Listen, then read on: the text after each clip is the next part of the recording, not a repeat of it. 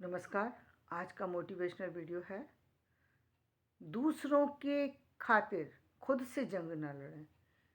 तो इसमें दो चीज़ें हैं महत्वपूर्ण। क्या है? पहली बात है, दूसरों के खातिर खुद से जंग लड़ने की बात कही गई है। कौन दूसरे हैं? दूसरे वो सारे जो आपसे अलग है, वो सारे दूसरे। और खुद से जंग लड़ने की मतलब कई बार व्यक्ति क्या होता है, दूसरों के कहे हुए कमेंट को सुन करके वो अच्छा भी हो सकता है आपके बारे में और बुरा भी हो सकता है, तो घबरा जाना या परेशान हो जाना, या कई बार ऐसा भी हो सकता है कि वो सच हो, कई बार ऐसा हो सकता है वो गलत हो। यदि सच है तो भी और गलत है तो भी खुद से जंग लड़ने की ज़रूरत नहीं है कि अपने आप में एक लड़ाई शुरू कर लिए। अब मुझ में ये कमी है तो ये कमी आज ही दूर हो जानी चाहिए। आपकी वो कमी, आप उसको अपनी स्ट्रेंथ बना लीजिए, अपनी स्ट्रेंथ बना लीजिए, क्योंकि आपकी लड़ाई आपकी उस स्ट्रेंथ से ही होनी है, किसी दूसरे की स्ट्रेंथ से नहीं होने की। दूसरे के पास क्या है वो उसकी चीज़ है। वो हो सकता है आपके सुंदरता से रिलेटेड हो सकता है आपकी जाति से रिलेटेड हो सकती है, हो सकता है वो धन से रिलेटेड चीज़ हो सकता है शिक्षा से रिलेटेड हो सकती है, व्यापार से रिलेटेड हो सकती है, आर्थिक स्थितियों से रिलेटेड हो सकती है कि आपकी सामाजिक आर्थिक स्थिति दूसरे से कम है या ज़्यादा है, उससे रिलेटेड हो सकती है, पद से रिलेटेड हो सकती है, किसी भी चीज़ से रिलेटेड हो। लेकिन आपकी योग्यता, आपकी ही आपकी जो आपके पास है वही आपका अपना है। वो उससे आप डिनाई नहीं कर सकते। वही आपका अपना है और आपको वहीं से अपनी जंग शुरू करनी है। अपनी जीवन की यात्रा यहीं से शुरू करनी है। फिर इसमें लड़ाई कैसी?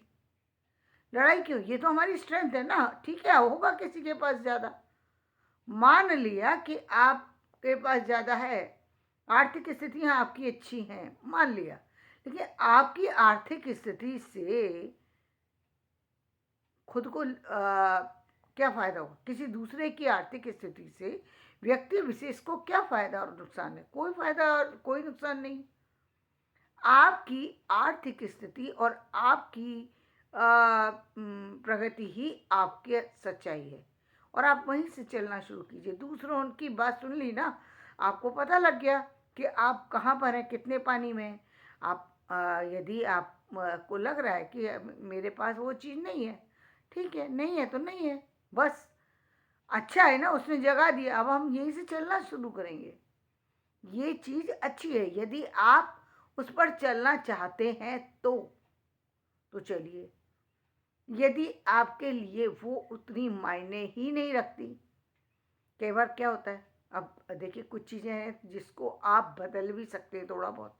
जैसे हम जहाँ कहते हैं कि सुंदरता की बात करें, तो थोड़ी बहुत आप बदल सकते हैं, थोड़ा रंग रूप में फ़र्क ला सकते हैं, थोड़े रहन सहन में फ़र्क ला सकते हैं, लेकिन असली आप फ़र्क कहाँ ला सकते हैं?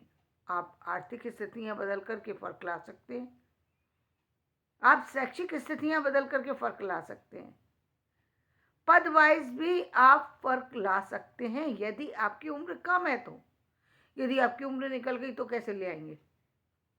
आप किसी उम्र के ऐसे मुकाम पर हैं जहाँ पर अब आप शुरू यात्रा नहीं कर सकते, तो ना सही। फिर उसमें इतने लड़ने की, इतना परेशान होने की, इतना थकने की, इतना असहाय होने की कोई ज़रूरत ही नहीं है। कोई ज़रूरत नहीं है, क्योंकि ये दुनिया है, दुनिया में ठीक है, जितना है उतना ठीक है। यदि कर सकते हैं तो बेहतर ही करें।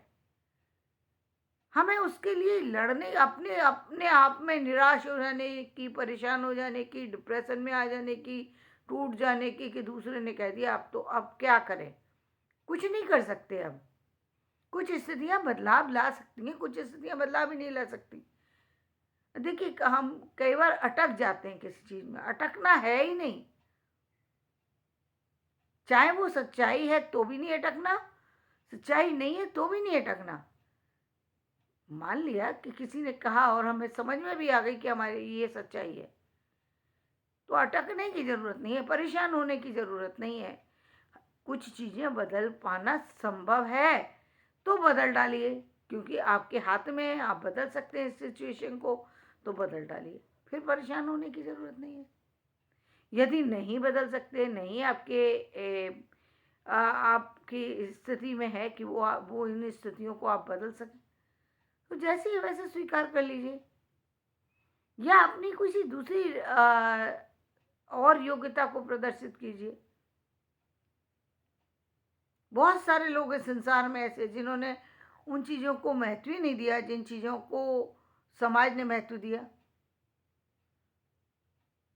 बिना उस यदि अब हम बाबा अंबेडकर की बात करते हैं, आज उन्होंने जो मुकाम हासिल किया, क्या उन्होंने जातिगत उस चीज़ को ध्यान दिया था? लोग, हर व्यक्ति तो आलोचना कर रहा था, जाति की तो हर व्यक्ति कर देता है आलोचना। जब चाहे, जैसे चाहे, जिस तरह से चाहे कर देता है।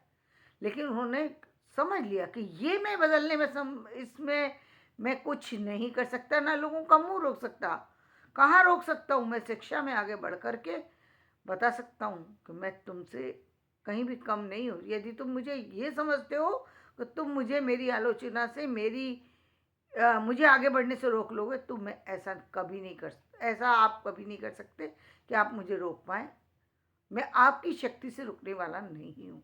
और उन्होंने ये साबित करके दिखा दिया।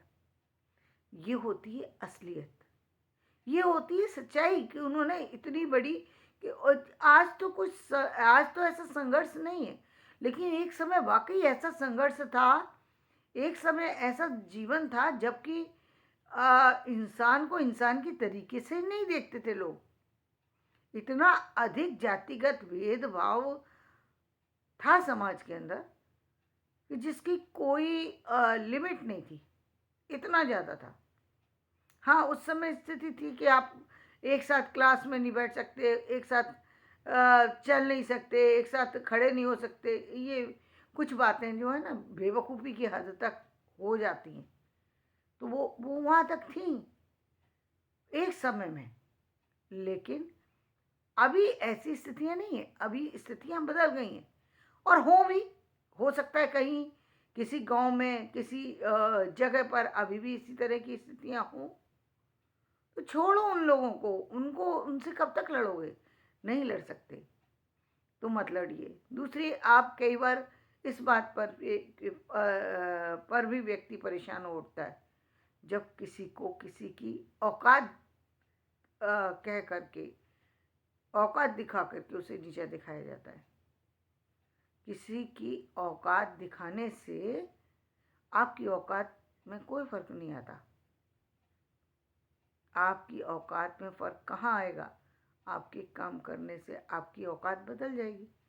ये कोई ऐसी चीज़ नहीं है जो बदली ना जा सके, ये बदली जा सकती है। कोई भी व्यक्ति रंक से राजा कब बन जाए, ये नहीं कहा जा सकता। इसलिए कहते हैं कि किसी पर ज़्यादा कमेंट ही मत करो। बस बात ये कि कई बार व्यक्ति ध्यान ही नहीं देता अपनी बेवकूफ़ियों में, इतना फंसा होता है, इतना फंसा होता है, इतना फंसा होता है कि वो वहाँ से निकलना चाहता ही नहीं है। ध्यान ही नहीं दे रहा होता, वो काम कर रहा होता है जिससे कि वो उसकी तरक्की के सारे रास्ते बंद हो जाएं।